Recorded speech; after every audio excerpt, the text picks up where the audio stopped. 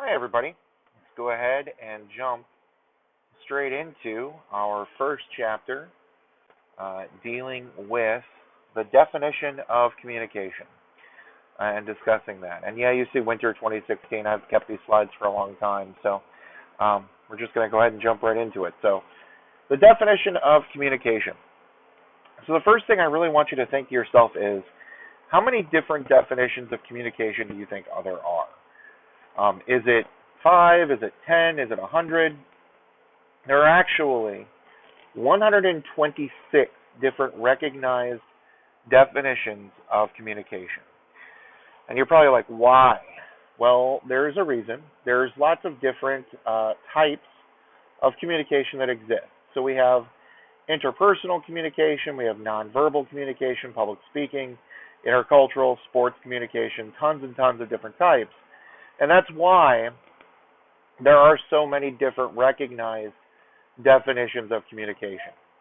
So we have 126 different recognized definitions of what communication is. And most of these are written to complement the different types that there are. So the one we're dealing with is sort of the overall definition that deals with public speaking. And it really is the overall definition that we deal with. We call it the transactional model of communication, and that's what we're going to dig into now. So there are 7 parts to this transactional model. There's a speaker/sender, the message, the channel, the receiver/listener, feedback, interference, and the environment/context. So we're just going to go ahead and jump into what each of these parts is. And I know this seems maybe self-explanatory, but it's still important to be able to talk about these individually and understand how they fit inside this particular model. So let's go ahead and jump into the parts. So the first part is the speaker/sender. This is the person who encodes a message and sends it to the receiver/listener. So encoding is just a fancy term for sending. We use that term because it's sort of that computer technology, and human beings are computers. We encode messages, we put them into a way that we think the receiver/listener can decode or understand. And this can be conscious. You definitely know you're doing it. It can also be unconscious. If we were in class right now, I'd be talking about the unconscious ways that you are communicating. You communicate through your dress. Sometimes you don't think about it. You communicate through, how, the types of drinks that you drink, the types of everything. Everything is communication. And so you can do it on a conscious level, but you also do it a lot on an unconscious level as well. So speaker/sender sends a message. Messages are really the information that the sender wants to get across, obviously, to the receiver. And there are 2 types. There's verbal, and there's also nonverbal. Verbal would be anything that's language-oriented, so spoken. Anything using language. So text messages technically would still be verbal communication. Nonverbal would be any other method used that is not spoken. So it would be hand gestures. It would be facial expressions. It would be clothing. It would be the type of model color car that you drive. All of those things would have an impact and be associated with the message and be nonverbal types of messages. So when we think of language, I also want you to know that sign language would be considered language, not nonverbal communication. So sign language would be language and would not be considered nonverbal. So an example of a verbal message would be the PowerPoint. An example of a nonverbal message would be a hand gesture, nod, so on and so forth. So you get some examples there.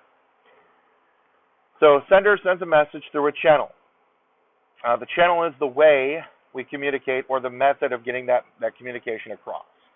So I'm communicating now through you through a visual aid / audio aid that I've posted onto D2L. That's how I'm getting across to you.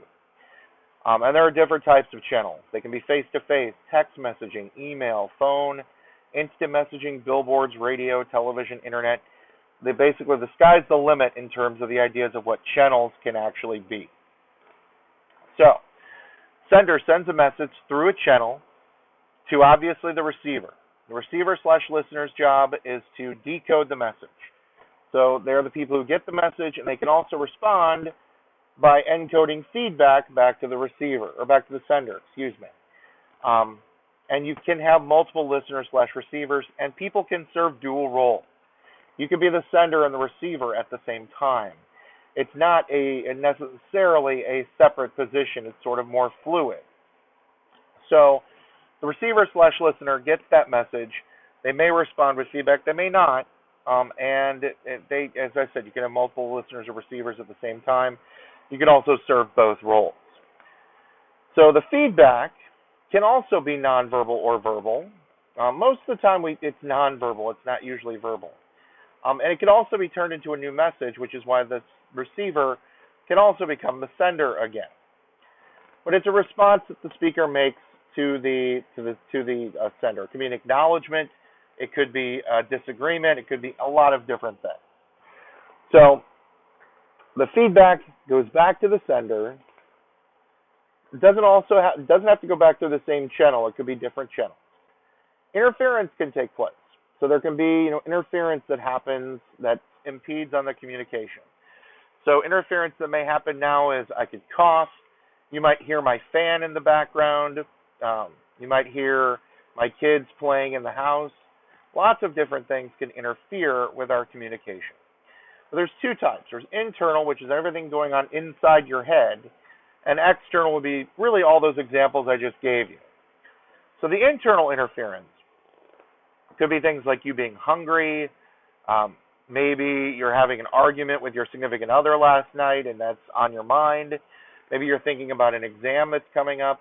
All of those things would be more of the internal interference, whereas the external, as I said before, would be the fan noise, my kids, playing in the background, car banging, loud talking, all of those things, crashes, things like that.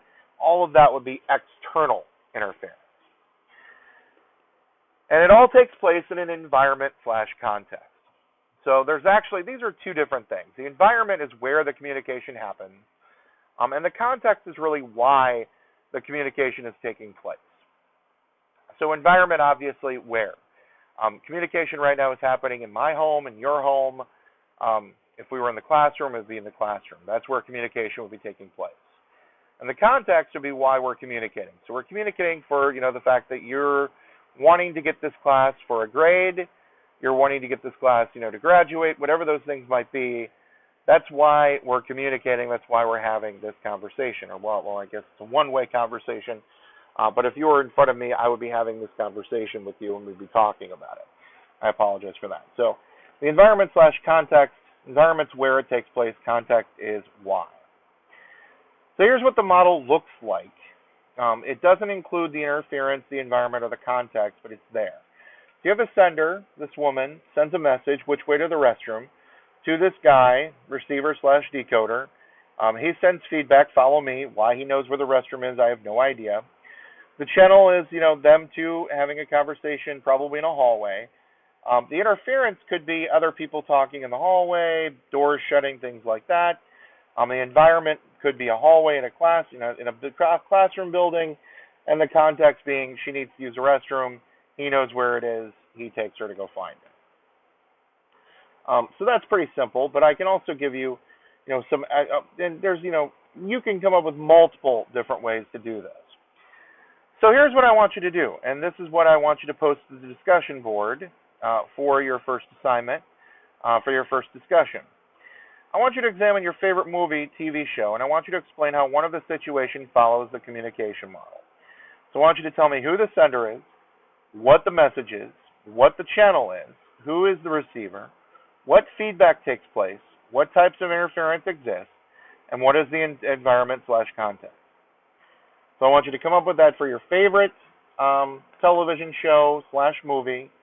I want you to just take one scene, how that situation takes place, and I want you to present that to us in the discussion board, and we'll have people talk about it. We'll discuss it, and we'll go through it all.